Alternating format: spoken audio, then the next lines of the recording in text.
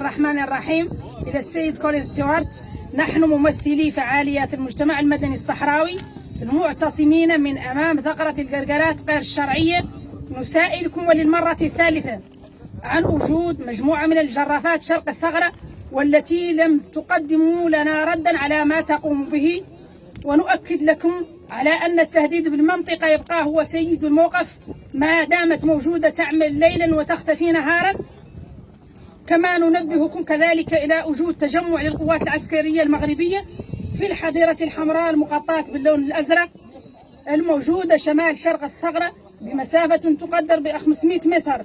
إذن ماذا تفعل هناك؟ وهل لكم علما بما تقوم به الجرافات؟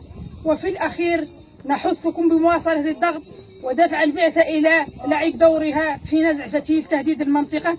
ممثلو فعاليات المجتمع المدني الصحراوي 2 نوفمبر 2020، ولكم التوفيق.